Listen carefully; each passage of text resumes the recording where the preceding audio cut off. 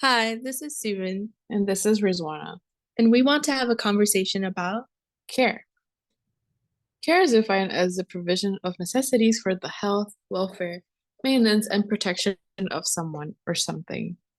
but what is care in the context of? Greenville. During our stay in Greenville, we observed various kinds of care and how it relates to the land, From town hall meetings at the local high school and interacting with other residents. and movie night gatherings at the spot on Pine Street. The hospitality we received was touching to see, and we feel so lucky to have experienced such generosity firsthand, despite the trauma the community has endured due to the Dixie Fire. While the destruction caused by the fire has emphasized the need to provide more care and support for natural resources and land, it has also highlighted the need to expand people to people care.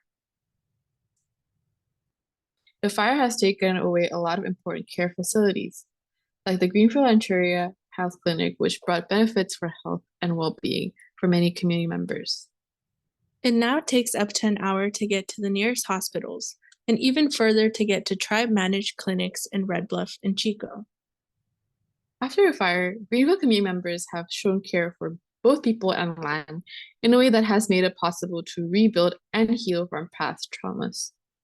This is especially visible in traditional caregiving practices of Maidu culture, such as cultural burning, while giving attention to fuel reduction and fighting fire suppression.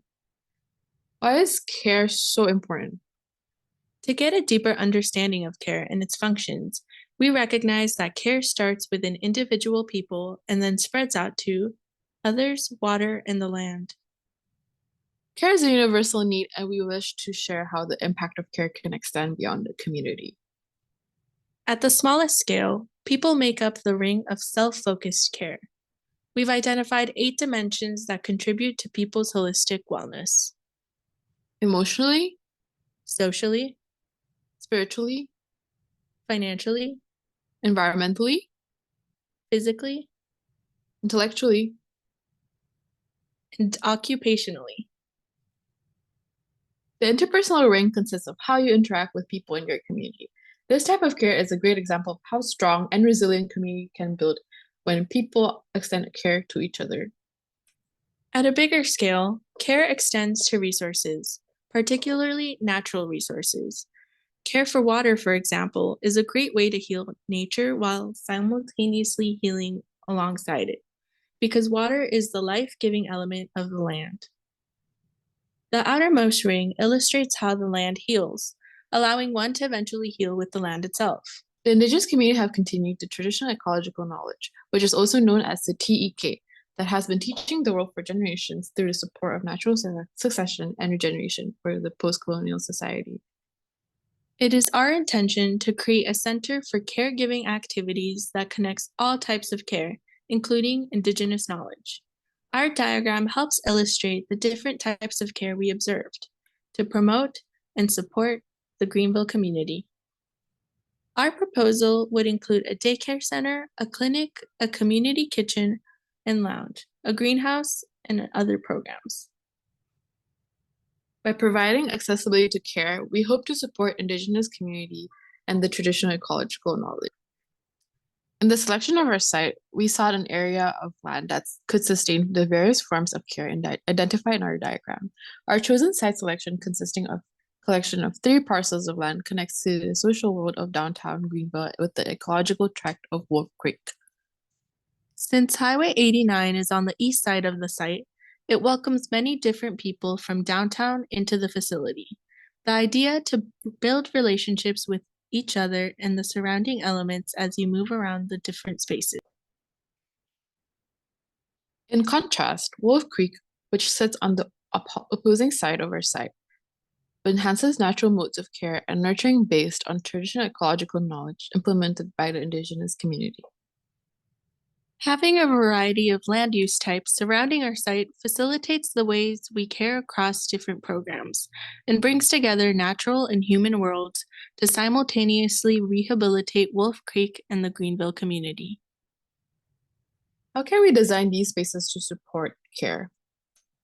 We felt that the use of circles would best represent the collectivity and inclusion we want to implement into our design. Clustering the circles creates mixed zones for caregiving activities. This clustering strategy then allows some circles to touch and connect, making access for a bridge between different activities. A communal lounge can now exist alongside a daycare space, creating intergenerational opportunities for playing games or storytelling. The exterior wall system we designed connects the outside world with interior spaces. Lifting the wall for the Welcome Center, for instance, makes it conveniently easy to get a fishing permit, then walk outside to catch some trout or bass. Water is another element that enhances the ways we interact with the environment. Because our site is close to Wolf Creek and floods occasionally, we have chosen to design with water instead of against it. Using the land's natural contours, we landscape the ground to allow water from the creek to flow in between buildings through a series of naturally filtered ponds.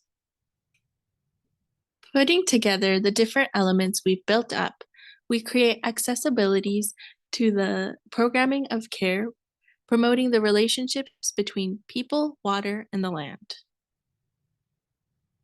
This brings us to our final proposed design, which is bustling with caregiving activity. Zooming in allows us to see how our design weaves these different programs. Here we see a community resource and meeting space where town hall meetings can be organized and held. The building hugs the adjacent community kitchen to provide easy access for community members to gather and share a meal together after a productive and insightful conversation. This is an example of people-to-people care. When water is incorporated into the design, there are opportunities for recreation, such as fishing and observing the local plants and animals. It allows residents to care for the water that flows through the town. This is an example of water-to-people care. Let's talk about how we plan to heal Wolf Creek. First, we clear surface pollutants. Second, we catch sediments to prevent erosion. Last but not least, water will be purified and reintroduced to the creek.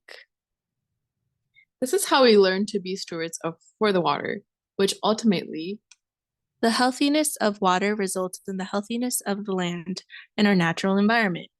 By integrating traditional ecological knowledge as one of Greenville's many existing forms of care, community members can become stewards for the land that can continue to be enjoyed for years to come. This is an example of water-to-land care. We envision our ponds and natural features to encourage visitors and residents of all walks of life to engage and play with water that flows through the site. It is a reflection as to how health, hospitality, and care can exist both within and beyond the boundaries of a building. Thank you.